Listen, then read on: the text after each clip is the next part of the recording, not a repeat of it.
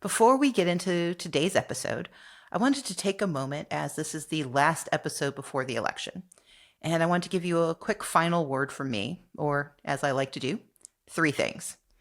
Number 1, remember that the polls are a snapshot of what someone else thinks might be true. What matters is what we make real by showing up. Number 2, Vice President Kamala Harris can absolutely win. If we're in the margin of error, the mistake is not showing up. So take no vote for granted. Call, text, email, plead with anyone you know who knows what the right thing to do is. Listen to their concerns, but remind them that we get one shot at this and we need them to show up. And then 3, we need to understand we can't eliminate those who wish us harm, but we can outwork them.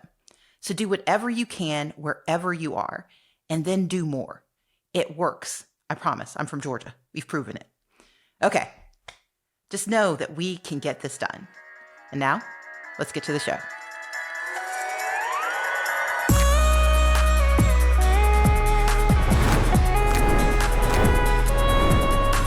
Welcome to Assembly Required with Stacey Abrams from Crooked Media.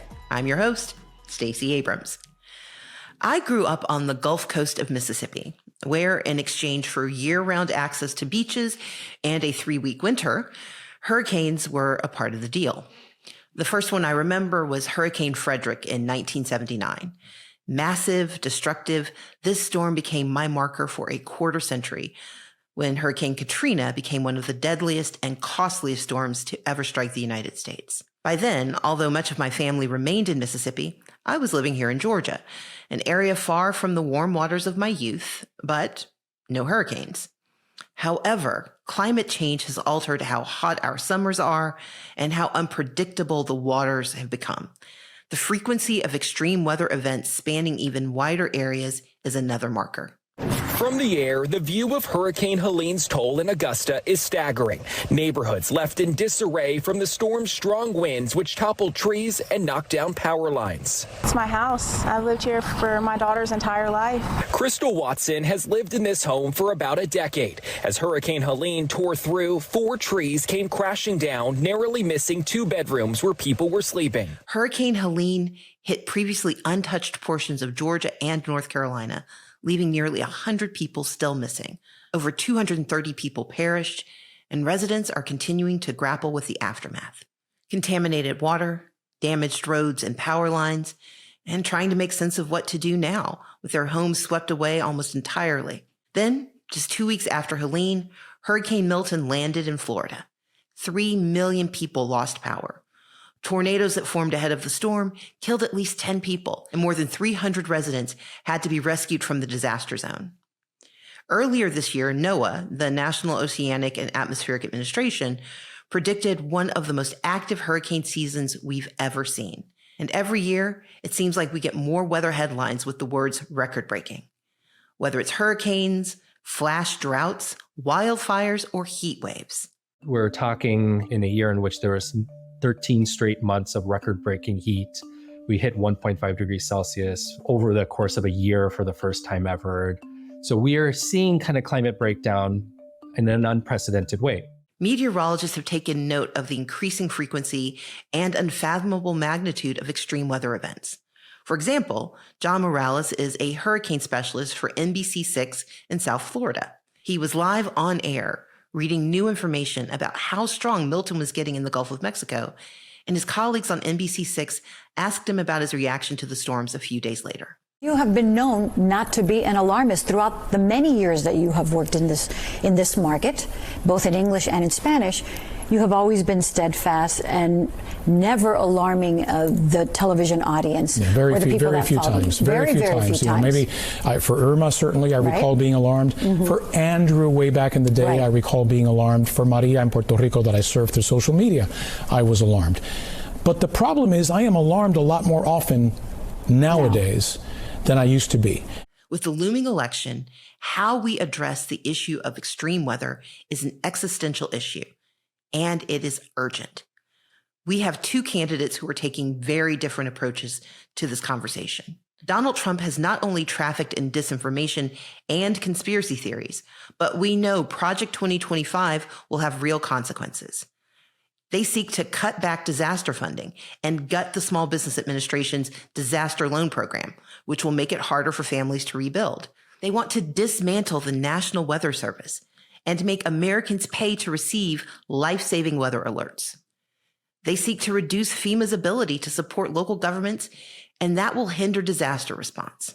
On the other hand, Kamala Harris's plans would increase attention on the need for climate action and improve disaster preparedness and response, including ongoing federal investment in weather tracking, local and state preparedness, and supporting families in the aftermath. Now, here on Assembly Required, we know it's not hard to talk about what's going wrong, but our mission is to go a step further, to understand what the problem is in order to find solutions, and to speak with the people who might have a clue about what we need to do next. Plus, we want to give you the language you need to talk about it with your friends and neighbors and feel smarter about it yourself. So let's begin connecting the dots on extreme weather events, climate action, and how you can get involved. To do that, I'm thrilled to talk to hurricane specialist Jon Morales, the longest tenured weathercaster in South Florida. Jon is an atmospheric and environmental scientist, a member of the American Meteorological Society, and the National Academy of Television Arts and Sciences Silver Circle for his work in broadcasting. He's also active with the Cornell Atkinson Center for Sustainability, the Clio Institute, and the Bulletin of the Atomic Scientist. He'll join me after the break. I want to welcome Jon Morales. Thank you so much for being here on Assembly Required. Happy to be here. I'm so glad you invited me. I'd like to start with origin stories. So I know you grew up in Puerto Rico, where the weather is fairly idyllic until it's not. What brought you to climate science and meteorology? Yes. So, first off, thanks for having me on. In Puerto Rico, as I was growing up, we had a few tropical threats, tropical storms, hurricanes. And I was keenly interested in them in such a way that, I would keep these maps tracking the hurricane. I think a lot of people might identify with that especially if you live in a hurricane-prone area. I thought of everything having to do with air and space, but I think the clincher for me in terms of selecting a career was Hurricane David in 1979, passed very close to Puerto Rico, just south, but then made a sharp right turn into the Dominican Republic and killed thousands. Yeah. So I was a rising senior at the time, and I think that was a clincher. I decided that I wanted to pursue meteorology. As far as climate science is concerned, so I started my career in the 1980s. And in the 1980s, we had people such as Carl Sagan testify in front of Congress. We had James Hansen from NASA as well, talking about what might happen down the road if we continue to inject greenhouse gases into the atmosphere. Now, I'm a meteorologist. I'm not a climate scientist. However, climate science is a branch of atmospheric sciences, and I am an atmospheric scientist, so I could understand the papers and then the science behind it. In the 90s, however, there was an event that really made me start to find ways, anyway, to communicate on climate science. And that was in 1997. 100 broadcast meteorologists from around the U.S. were invited to the White House during the Clinton-Gore administration. There were presentations from NOAA and NASA, and many scientists were in the room, including climate scientists. Obviously, there were some speeches, and President Clinton, as well as Vice President Gore, presented to us. Vice President Gore made an in-person presentation of an inconvenient truth, if you will. Again, this is 1997. I left that event inspired to try to find ways to communicate on climate. And since then, since I was already in media, I tried to inject that as much as possible into maybe some longer format reporting. Eventually, though, into my weather segments. I started to provide climate context in my weather segments, and those opportunities multiplied as the weather became more extreme. the weather extremes, of course, being driven by the changing climate. So you gave a perfect segue into my next question. So as an atmospheric scientist who watches how the weather works every day, you recognize that your average watcher, listener tends to use shorthand to describe how the world works. But when we're using the same words to discuss different concepts, we know a misinformation creeps in. So can you explain the difference between weather and climate? Climate is what you expect, but weather is what you get. Right? So for example, if I'm living in Miami, I probably don't need a parka. But that doesn't mean that every once in a blue moon, you don't get a cold weather outbreak down here where people are bundling up, right? So your wardrobe is dictated by the climate, but the weather might vary on any one day. So that's the biggest difference, I think, between weather and climate. Have you put that on a t-shirt anywhere? That's a good idea. I will try to monetize I'm just saying. Hey, you work with several institutions that focus on climate research, on education, on advocacy.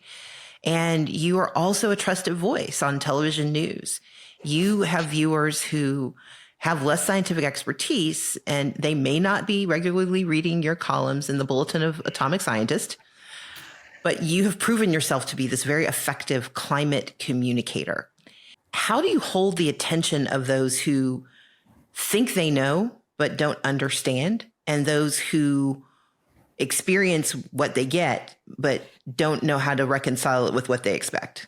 As far as my involvement with mass media and of course a lot of social media platforms, I think one of the best ways for people to connect to what's going on is when you point out to them that you see this extreme, you see this incredible heat wave, you see this massive amount of rain, you see this rapidly intensifying hurricane. Those are all things that you would expect to happen in a warming world. It's part of what scientists had predicted many decades ago, and here it is. It's happening in front of your eyes, because it's one of those things that when people are really seeing things happening, that's when they connect to potentially what the climate-driven changes that we're observing. Now, when I'm trying to connect with people on a one-on-one basis, and this is a good recommendation, and we'll come back to this probably towards the end of the show, but when I want to talk to people about climate, first of all, I'm not apprehensive about it. We shouldn't be apprehensive about it, because the vast majority of Americans are accepting of the science of climate change. Believe it or not, they are. People seem to have this impression that it's a controversial subject and that you can't bring it up at the Thanksgiving table. But no, it's not religion and politics. It's climate. It's changing in front of our eyes. It's okay to talk about it because it impacts us all. If you like cycling and you've ever been around on a really hot day, it's possible that you felt symptoms of heat exhaustion. It's happened to me, that's for sure. If you jog, same deal. If you're a farmer and you're seeing changes in the way that you have to plan for your crops, well, that's climate change too. What I'm trying to tell you is that you meet people where they're at, because that is the way to establish a conversation about climate without being afraid of it, and having people relate to the subject matter through things that they care about first, because it has to matter to them first. And then you let them know what's going on, and you explain what's happening and why we are where we're at and where we might be headed if we don't make the changes that we need to make. That's a perfect way to think about it. You have been a respected and revered, beloved, I would say, member of the climate community, and particularly in Miami, in the greater Miami area, everyone knows you. But you came to national prominence, of course, after or during Hurricane Helene. And we know it continues to produce headlines and, unfortunately, debate. So here in Georgia and nearby in North Carolina, we still have communities that are trying to figure out recovery, because this is simply unprecedented. And you wrote recently something that stuck with me. You said, "Now I look at storms differently and I communicate differently. I don't need to be told you've changed to know that I'm not the same." You say something has shifted with Helene, not just the magnitude of the devastation, but specifically in the way that people responded to your warnings. Can you share more about what you meant and what you mean, and how have people responded differently? Well, as you mentioned, here I'm very well known in Miami. Have been on television in Miami for over 3 decades, and I think nationally because of some of my columns, which you alluded to, in the Bulletin of the Atomic Scientists and other platforms too. People know me as a climate communicator, right? But here's the way that people have seen me over the many decades, particularly in communicating weather emergencies. People have known me as the non-alarmist, just the facts guy. The one in the Miami market, if you're familiar with the television and news market down here, that when every single newscast is leading their news with some tropical disturbance that's 3,000 miles away from Miami, I'm the guy, telling my news producers, hey, can we hold off on this story and put it lower in the rundown? Because I don't see what the urgency is when it's still 3,000 miles away. That's the kind of weather communicator I've been. But yes, I've changed. What has changed me? What's changing me is the multiplication of extreme weather events, which in turn are becoming more severe. And because during my entire professional career, which is 40 years now, I've always been working in the tropics and subtropics. That means that I know hurricanes and tropical storms intimately. And am I seeing alarming changes in the way that these storms and hurricanes behave? You bet I am. And that has me very worried, very concerned. I think I've written that I've reached a state of agitated dismay is what I'm saying. Oh, no. Agitated dismay. How can I remain not alarmist, Stacey, when there's a chance that you can have a mundane tropical storm, say in the central Bahamas, that a day and a half later can make landfall in Miami as a Category 4 hurricane and catch people off guard because nobody was expecting a hurricane to intensify that quickly. Just like Helene did, just like Milton did, Otis, even Oscar, the most recent one, went from a nothing to a hurricane in a matter of a few hours. That has me worried. That's what has changed me. And I've become a different communicator now, anticipating explosive development of severe weather systems that can wreck lives.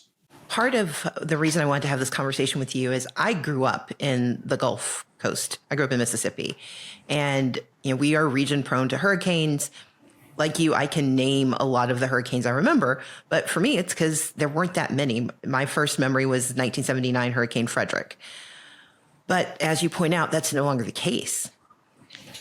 Can you tell us in layman's terms, why are storms getting more extreme? Why are we more worried about Helene's and Milton's and Oscars? Well, the reason these hurricanes are becoming more extreme, and it's almost like we're changing the speed limit on hurricanes, is because their maximum level of winds that they can produce, that ceiling is changing, and the ceiling is being raised, and that's because the physics are changing. Now, without getting into the weeds here, I can tell you that hurricanes feed off of warm surface water in the ocean. The warmer the water is at the surface of the Gulf of Mexico or the Caribbean or the Atlantic, the warmer it is, the easier it is to evaporate that liquid water, because it's liquid in the ocean, turn it into water vapor, which then becomes buoyant, which then rises in this center of the storm. And when it rises, that air cools down. And when it cools down, that vapor condenses. And you know what?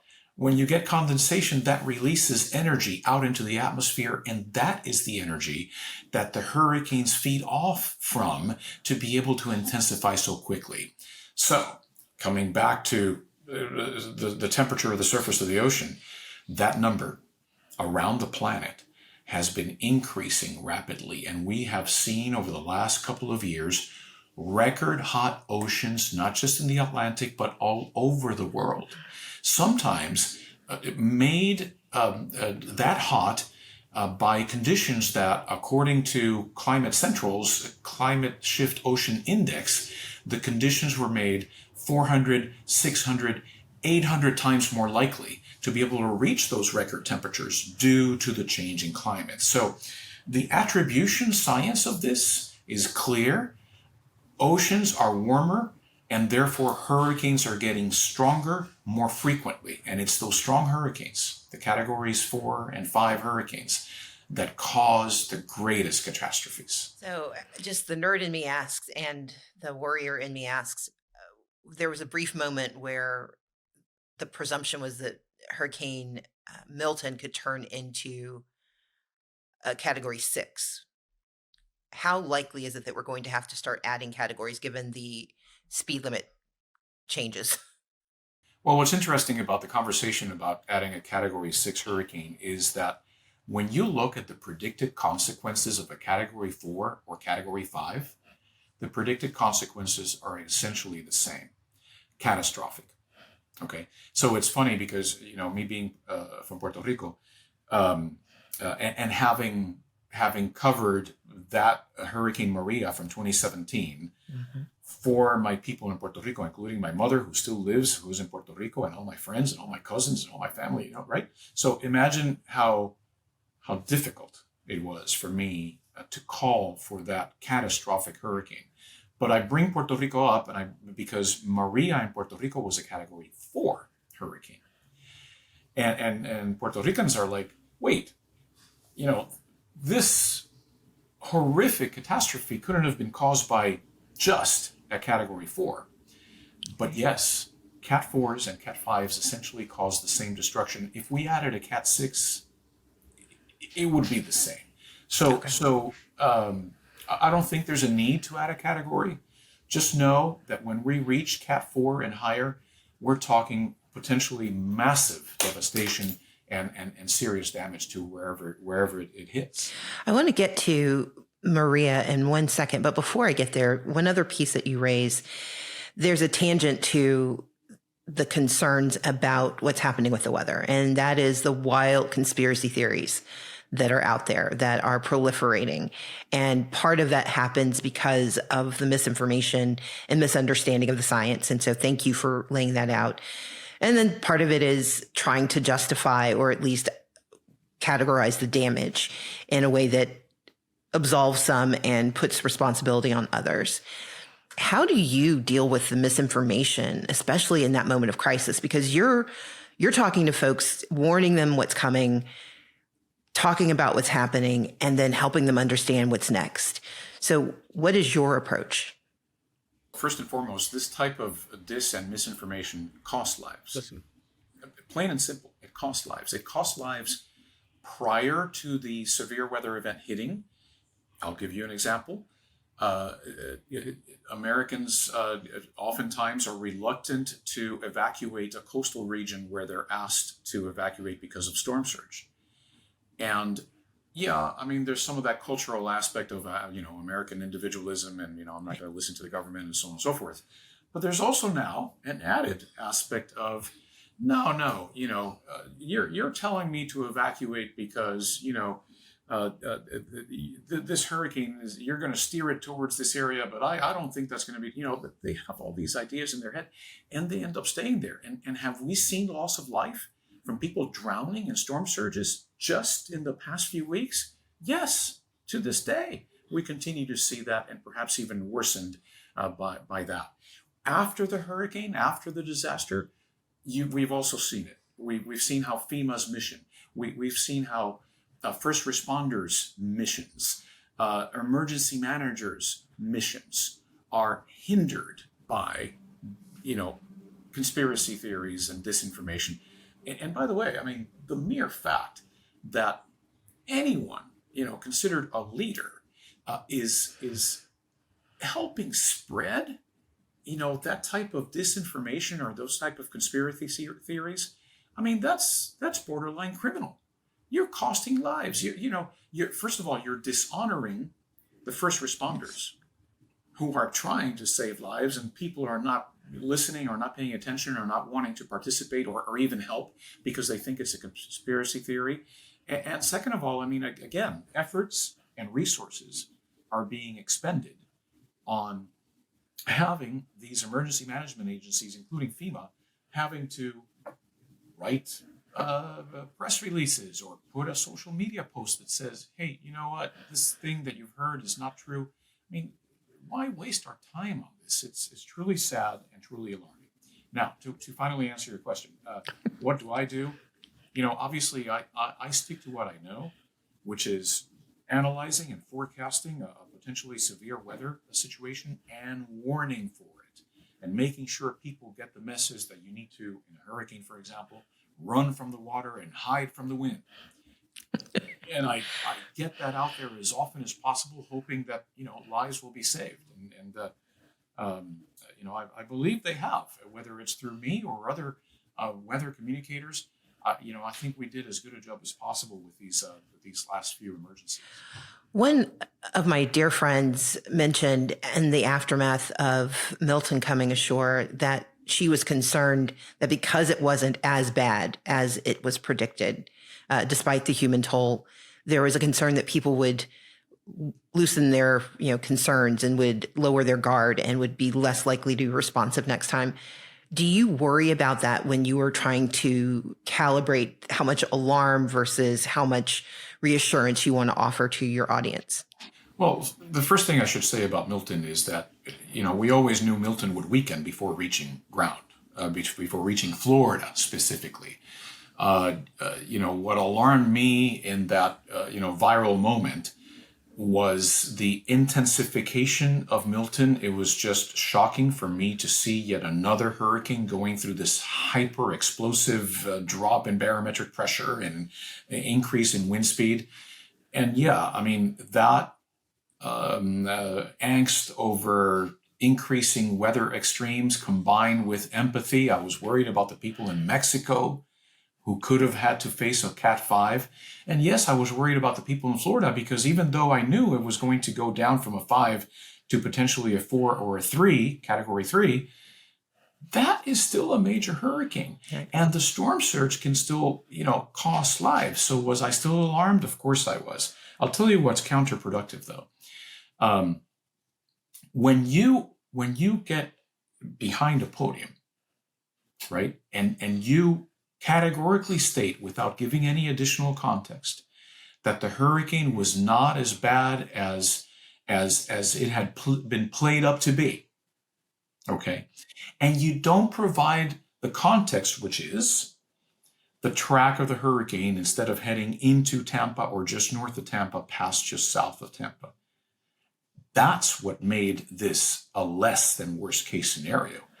The intensity was plenty strong to cause potentially what I'm seeing the experts saying $50 billion worth of damage, which would make Milton one of the top 10 costliest disasters in the history of this country, plus the toll on human lives, which you already mentioned. Imagine now if it had hit 20 miles further north and the entire Tampa Bay area would have been swamped by potentially a 10-foot storm surge. The loss of life and the damage that we would have seen, instead of 50 billion, we would have been closer to $100 billion. So any leader standing behind a podium that wants to state that, hey, you know, it wasn't as bad as the forecaster said, better explain that the reason it wasn't as bad wasn't because it was any weaker than we expected it to be. It's because the track missed Tampa by 10 or 20 miles. And therefore, we escaped the worst case scenario only because of that. So one of the realities is that there's the preparation, there's the storm, and then there's the aftermath. And as you mentioned earlier, you are from Puerto Rico, and in 2017, Hurricane Maria just changed our understanding of what that kind of storm could do. Looking back now, 7 years on, what didn't we learn from the aftermath of Maria that you wish more people understood? Well, first and foremost, I think it needs to be stated that it does not appear like most Americans know how federal aid for the disaster in Maria was delayed. Yeah. Right. Which was cruel. And those monies have only recently started to flow down there. So in a place that saw 4,000 deaths, that saw the infrastructure be absolutely flattened, that is still to this day dealing with an electric grid that has not been properly repaired, where there's been an exodus of Puerto Ricans, moving elsewhere to the mainland because conditions are still difficult down there, which makes things in Puerto Rico worse, because usually the ones that leave are the ones that can. So, if you need a doctor in Puerto Rico, now you're hard pressed to find one because they've all left to go stateside to, find better conditions that are down there. So I think that's one of the data points about Maria in Puerto Rico, which needs to be forefront in the mind of many Americans, how the aid was delayed for an island that really needed our help. Beyond that, I think an interesting lesson has been, how do we count deaths in a hurricane? In the past, generally speaking, only direct deaths were accounted for. And what I mean by that is, if you were directly swept away by a flood and drowned, if you had a tree fall on your mobile home and were killed by the tree, those were the deaths that were counted. But what Puerto Rico taught us was that there is a long tail beyond the day the hurricane hits, because of power outages, because of lack of sanitation and clean water, even the stress and the PTSD. All that has consequences long term. And that's how we ended up with a count of thousands of dead in Puerto Rico because of the hurricane, because it wasn't just the ones that died that day. It was the ones that died afterwards, probably exacerbated by the slow response of the federal government in Puerto Rico. So I think that way that we count fatalities is another one of the items that has not received a lot of attention after the hurricane. I want to shift gears just a little bit. Most of the discussion, especially right now around extreme weather, focuses on hurricanes, but we're seeing examples of this new reality across the country. There are reports of, as you point out, the human toll of extreme weather like heat waves, which have caused a 117% increase in heat-related deaths in just the past 24 years. And nearly half of those are happening in the Southwest. You've got heavy downpours in the Midwest that have become more frequent and deadly. And you can probably add more. And so can you give us some insights into the other effects? When we talk about extreme weather, it's hurricanes, but it's and. What are those other effects? What are those other events? And, scare us and tell us where we're headed. So when you think of beyond stronger hurricanes, what are some of the other impacts or other symptoms of global warming? Well, the first, most obvious one is more severe and more extended heat waves. Heat is the silent killer. Oftentimes people don't realize that they're succumbing to the heat before it's too late, and they haven't taken enough action to save their own or their family's lives. There's a book by Jeff Goodell, The Heat Will Kill You First. That's the name of the book, The Heat Will Kill You First. And the stories in there are just, very memorable of folks that, were just out and about on a hike. And, before they know it, they've got heat exhaustion, and that leads to heat stroke. And then them and their family are dead. And, this happens more often than you can imagine. And who it hits actually oftentimes the hardest? It's not the hikers. It's people in frontline communities, right? The heat is felt especially strongly in places that have fewer trees and less foliage.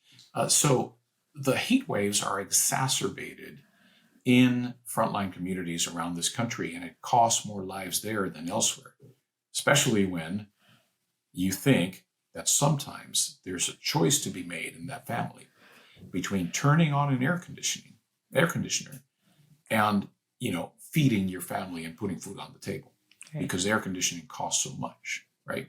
So if they even have one, let's start with that. But when they do have an air conditioning unit in the house, they don't dare turn it on because they're not going to be able to pay the electric bill at the end of the month, right? So those are just some of the aspects related to heat, which are so very important. And heat waves are only getting more severe and longer lasting.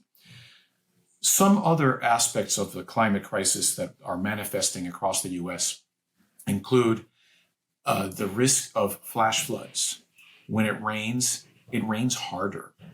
And that's because a warmer atmosphere can hold more water vapor in it. And, just like if you absorb more instead of less water with a sponge, then later you can squeeze out more water from that sponge. Same thing with the atmosphere. If it can absorb more water, you're going to be able to squeeze more out of it later on. So these flash floods, a good example is the flash floods produced by Hurricane Helene in the Appalachians, particularly in western North Carolina. That was boosted by the fact that the air mass above us can hold more moisture. On the flip side of that, speaking about the hydrologic cycle, which you all recall your middle school science classes, the flip side of that is that when there's a risk of drought, when we've got just the inklings of a drought, because it hasn't rained in a long time, but temperatures are hotter than they've ever been, because yes, it's hotter than it's ever been. That means the evaporating moisture off the soil and off the plants, and evapotranspiration is accelerated. Droughts happen now faster. They're flash droughts. Just like flash floods, now we have flash droughts developing because of this acceleration of the hydrologic cycle. Sea level rise, and I don't want to go into that too much, but I'll just say that the Gulf states, the state of Florida, and the eastern seaboard are seeing particularly rapid rise in sea level. That's in part because the Gulf Stream is slowing down, and that's a whole other rabbit hole that we can go into, but let me just say that in Miami, the sea today is 8 inches higher than where it was just 30 years ago, right? So when you hear that overall around the planet, a sea level has risen an average of anywhere from 8 inches to a foot over the last century, know that that is not even around the world. And parts of the US are being severely impacted by sea level rise that's accelerating to the magnitude of 8 inches in 30 years. Does that matter with in terms of a storm surge? Yeah, an 8-inch deeper storm surge means that suddenly we're going to surpass some thresholds, some barriers, physical barriers that would have kept the water out, but can no longer do so because it's 8 inches higher than where it used to be in the past. Not to mention the sunny day floods that we see here in South Florida and other parts of the U.S., and coastal infrastructure that is getting impacted in the Carolinas. You look at the barrier islands, and the homes are crumbling into the ocean because of erosion that being caused by sea level rise. There's just a multiplicity of impacts of the climate crisis that are affecting the United States and obviously the entire planet. So you are not a politician. Congratulations. But your life's work, especially what you've just described, it all implicates how political decisions are made. And as you pointed out, in the aftermath of Maria, the criminally slow delivery of resources in communities that are, as you pointed out, they're on the front lines and are underfunded and are, traditionally low to moderate income. There are political implications, not in terms of partisanship, but in terms of how people are making choices. I used to work for the city of Atlanta as deputy city attorney, and one of my beats was watershed. And I remember learning about the idea of a 100-year flood and all of the policy decisions we made based on that term of art. I also was there when we started to see more 100-year floods happening in 1 to 2 years. I'm like, I don't think this number means what you think it means. I grew up with the idea that wildfires were, rare or containable. And we know the 20 largest wildfires in Colorado have occurred in the last 20 years. And so, one of the other writings that you wrote about the fact that, in the last 5 years, it's the longest consecutive number of years in which a major hurricane made landfall in the U.S. And I say all of this to say, your work and that of your peers, it means our language has to start to change. You very rightly pointed out how we count fatalities, what we consider a weather-related fatality has to change. And yet, shockingly, making good public policy in the wake of crises doesn't always work out the way we think it should. So having, uplifted us both with that background, as a scientist and as someone who is so often the touch point for those who are grappling with these consequences, what should policymakers be thinking about that they're not? They should be thinking about a lot. First, let's talk about adaptation, right? Which is a favorite word of it should be a favorite word of everybody, as long as it's mixed with mitigation. There's a lot of talk and even investment in adapting to the changes that we're seeing, but there's no talk about mitigating the root cause of that, which is the burning of fossil fuels and the injection of greenhouse gases into the atmosphere. The adaptation aspect of it has many policy implications. So we'll start off with that the 21st century climate is nothing like the 20th century climate in which all of our cities and infrastructure were based upon. These things you talk about, the 100-year floods, those are important numbers for city planners. Yes. And, as far as, how your drainage system is going to be designed, how are the streets going to be paved? Is it going to be permeable or not? What do we do about communities in terms of making sure that there's good foliage there and keeping them cooler instead of hotter in a warming world? The implications are numerous as far as policy and adaptation. Now, and we could go on and on about that, but I'm going to keep it short, and I'm going to add one more thing. When you hear leaders talk about adapting and investing in adaptation, another word that they always use is because we have to be more resilient. We're going to make our communities more resilient. But you know what, Stacey? Resiliency has its limits. You can only make a community so resilient. I mean, if you've got a Category 5 hurricane bearing down, the cost of being able to build, to design for a Category 5 hurricane, whether it's surge, wind, flash floods, or tornadoes, is very, very high. And I would argue that it's very difficult for any community to be able to design for that level of intensity. And if you're going to get Cat 5s happening now at the drop of a hat, I think resiliency does have its limits, especially, you know what? Where is this money going to come from for the local communities to be able to do that? All right, so the second part that policymakers need to address, and this is where many are failing, is in the fact that we need to cut down our emissions of greenhouse gases into the atmosphere, because that's what's going to, slow the faucet and hopefully eventually turn it off. If we don't, we're just continuing, we're bailing out the bathtub, but at the same time, the faucet is still on, continuing to lead us down this path of more extreme and dangerous weather, which is costing lives and costing damage to properties. Policies need to be designed so that governments are finding the most efficient way to head towards net zero consumption of fossil fuels, right? So their carbon footprint becomes as close to zero as possible. That's at the government level. But then they need to incentivize communities to do the same. So let's install some policies which are going to reward people for trying to reduce their carbon footprint too. That's going to be important. Then you start talking about collaboration and the importance, not just of regional, state, but also national and international collaboration between countries, just like the 2015 Paris Agreement, which happened only because during the second term of the Obama administration, not the first, the second term of the Obama administration, climate was finally being addressed. And we saw the US take a leadership role, sit down with China behind the scenes, hammer out an agreement between those two heavy greenhouse gas emitters.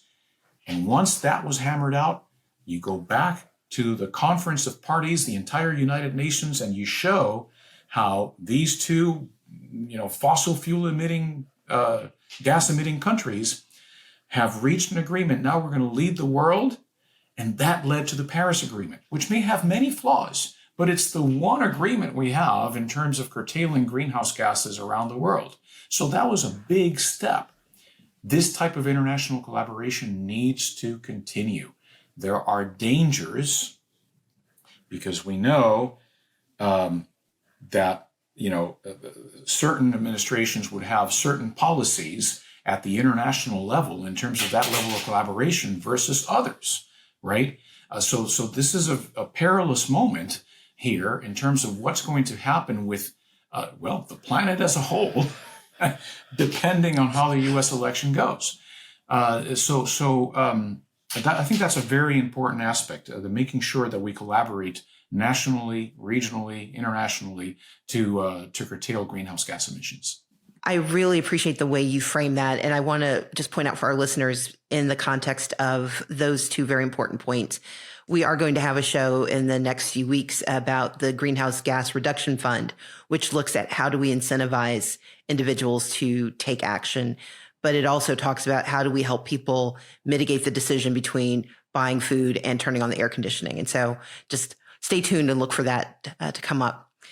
But Jon, I want to bring us close to the end, and I've got two more questions for you. So this is the fun question that I like to ask. The mission of this podcast is to give our listeners the tools they need to not only understand the problem, which you have done exceptionally well, and I want to invest in your t-shirt company, but to offer them the practical steps we can take to start to solve the issues.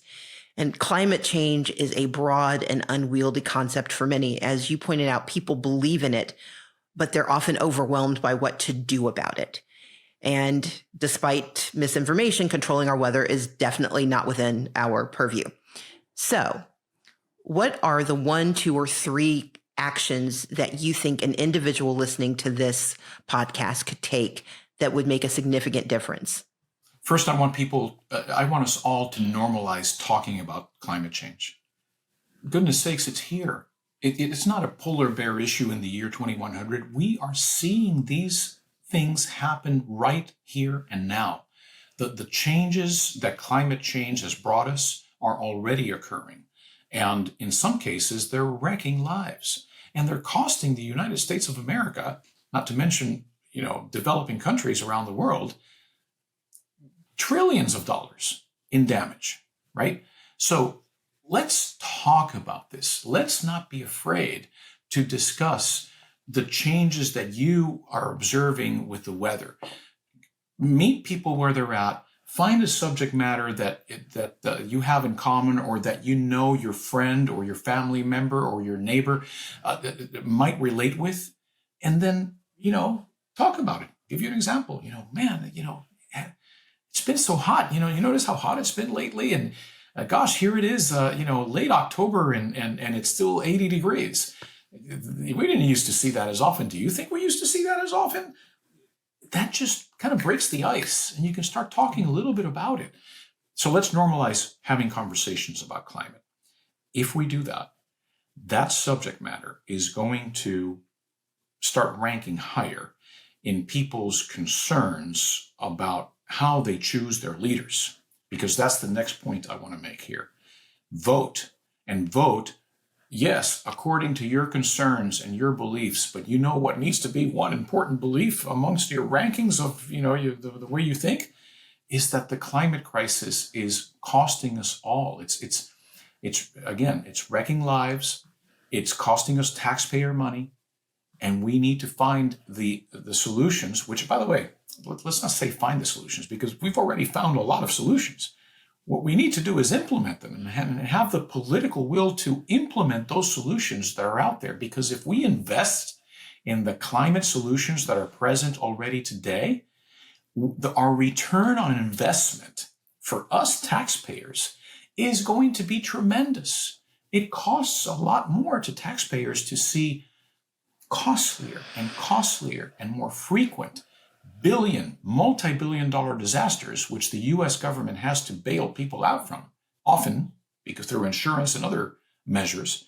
That costs a lot more money than investing in the solutions that are already out there. So vote for the leaders that have climate as one of their priorities, that would like to find ways to slow down the injection of greenhouse gases into the atmosphere. That would be a very important aspect. And then, if you want to contribute on your own to reducing your carbon footprint, I'll urge you or advocate for that, certainly, but with one caveat. There's a lot more power in getting collective action, which elected leaders can help implement, right? Because they represent us all and then collectively can move us in a certain direction versus the individual actions, right? So, I'm proud to drive an electric vehicle in a state where the way we generate power is not as dirty as some other states, because that's always an important consideration. I mean, if I live in Kentucky where your power comes from coal, or Wyoming where your power comes from coal, maybe I don't want an electric car because they're burning coal to be able to power my electric car. But at least in the state where I live in, that's not as big as an issue. So I'm proud to have an electric car. I have solar panels on my roof. I compost, of all things, try to keep methane emissions down.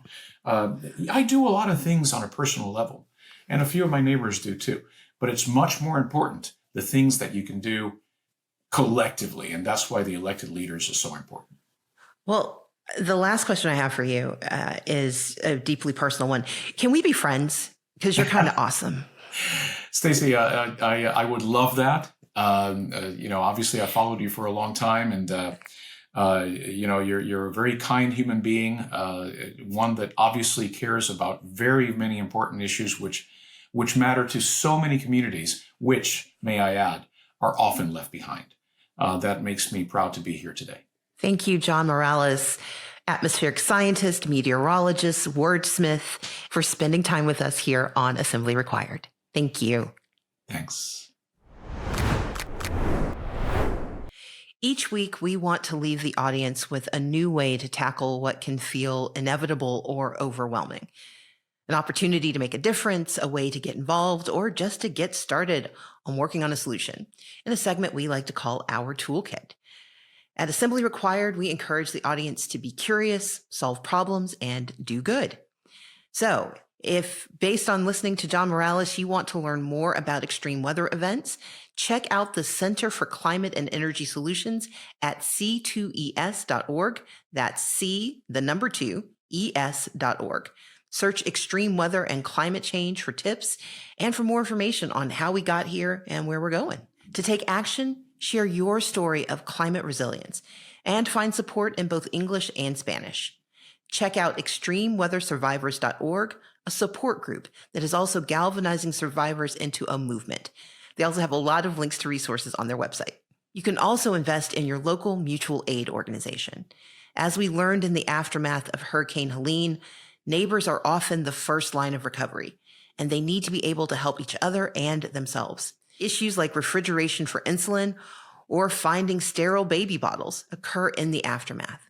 Help prepare for the next weather event near you by getting involved in your neighborhood now. At mutualaidhub.org, you can search the U.S. map for food pantries and other mutual aid organizations near you. All of us can do some good by getting the facts straight. In an earlier episode, we discussed the dangers of disinformation, and I encourage you to check out my conversation with Asosa Osa again as more lies swirl around us. As always, be diligent about your social media use and what you click on and share. We all have to be vigilant about spreading misinformation or disinformation, especially when it's formulated in a way to make us think we're helping our loved ones, when in fact, it's inaccurate and dangerous. So remember, anything that elicits an emotional reaction when you read it, double-click it before you click and share it. Scan through factcheck.org or PolitiFact for recent pieces of investigation so you know what to be aware of. If you want to tell us what you've learned and solved, or what you want to learn more about, send us an email at assemblyrequired@crooked.com or leave us a voicemail, and you and your questions and comments might be featured on the pod. Our number is 213-293-9509. That wraps up this episode of Assembly Required with Stacey Abrams. Meet you here next week. Hey everybody, it's Lovett. Before we go, check out my interview with climate activist and environmentalist Bill McKibben. This is part of Crooked's anti-doom initiative from Crooked Ideas. Check it out. It was a great conversation. Let's start with this. The Inflation Reduction Act. Great, terrible name.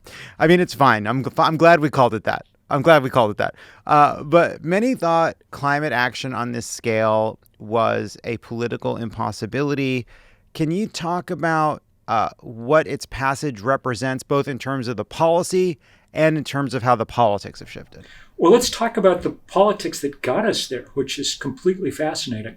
Young people in the Sunrise Movement brought us the Green New Deal, and it kind of changed the politics for a moment around all this, such that in the 2020 Democratic primaries, climate was, in many polls, the number one issue for voters.